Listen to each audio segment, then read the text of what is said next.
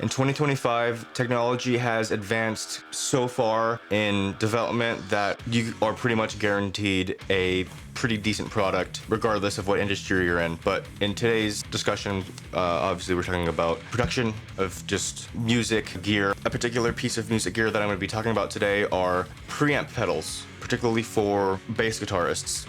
The one I'm going to be talking about today is this one. It's the MXR Bass DI.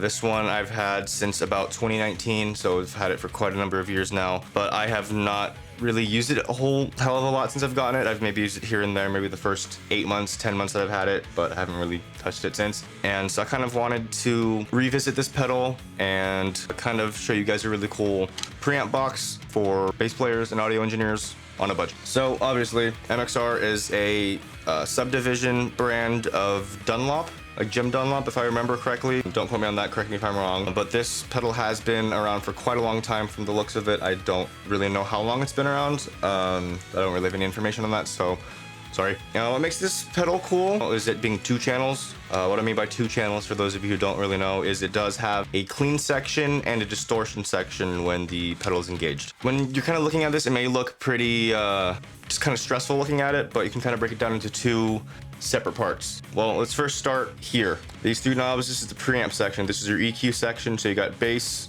middle, and treble, and then you've got your volume knob for the clean section when the pedal's turned on, and then you also have the distortion on and off switch. So if you want to engage your distortion, that goes on here. So when the distortion channel is on, all these knobs here are gonna affect the distortion channel. We've got volume, which pretty self-explanatory. Blend is, for those of you who don't know what this control really does, is it basically takes the non-distorted clean signal and blends it back into the distorted signal, so you can kind of get the best of a distorted sound with the best parts of a non-distorted sound. And basically all the way to the left is going to be pure clean. All the way to the right is going to be only distortion, and you can have any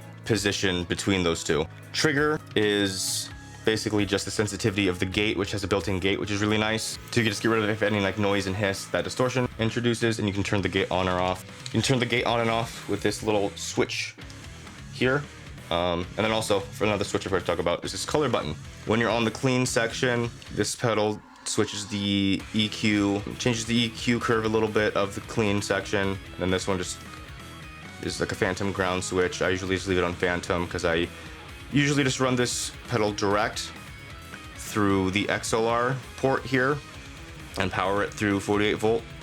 There are a couple different ways to route this pedal, which is really cool. Obviously you got your XLR out if you're recording direct at home, or sending it to a soundboard, you do it that way.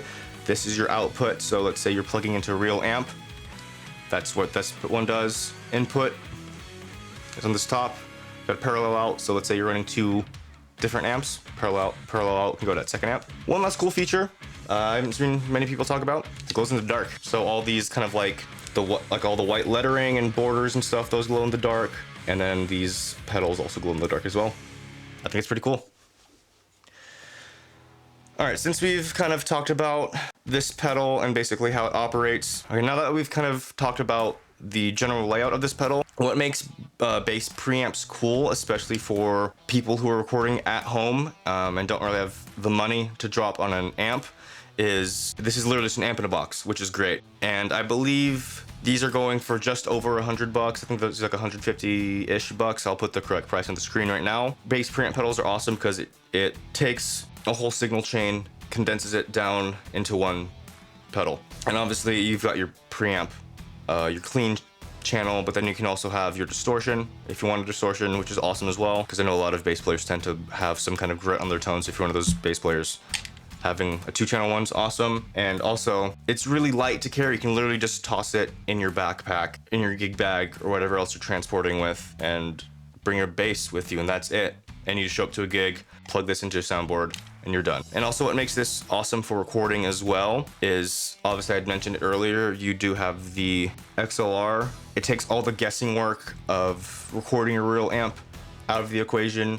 You literally just plug this in, find a tone you like, and hit record. Don't have to worry about, you know, like I said, miking up a guitar cab or a bass cab, and then worry about bumping it. You don't have to really worry about volume either, because you can get, you know, obviously you can crank the volume here and get that loud sound without really needing to crank a real amp. You can do it all really quietly. So that's why I think just bass preamp pedals in general are really awesome. So enough of my rambling, just kind of what I like about preamp pedals and about this particular pedal. Let's go ahead and kind of see what this pedal sounds like in a full mix, in a fully produced, mixed, and mastered track. I am not going to be favoring one instrument over the other. I mixed and mastered this track as if it was a real track going out, so keep that in mind while listening to this track. All the settings that I have here on the pedal are what I recorded the track with. If you like the tone that you guys hear in the full mix, feel free to copy what I'm doing here. Let's go ahead and hop in that full mix.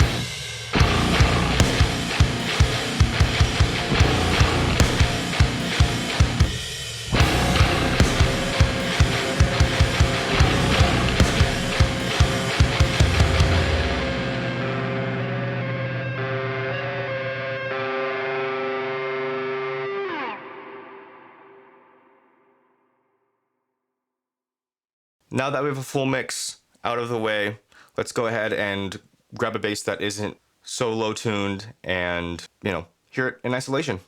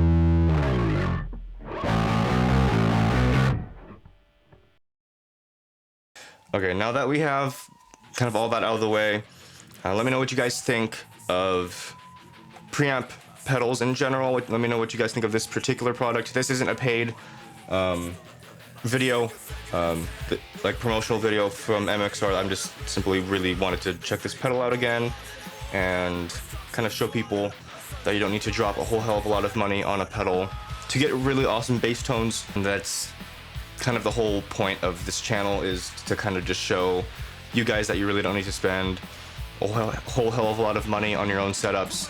You don't need to spend a whole hell of a lot of money going to a studio to get great sounds. So that's kind of what this whole video is about. That's kind of what this pedal is all about, is just getting great sounds without sacrificing a lot of money. If you guys like today's video, feel free to like, subscribe, and turn on bell notifications to stay up to date with what I'm doing here in the music production scene. If you guys have something you guys want me to check out, sorry I can't speak today, whether it's a pedal like this or some kind of recording trick, let me know in the comment section below, and I'd be more than happy to see what I can do for you. With that being said, I will see you guys in the next video. Rock on, guys.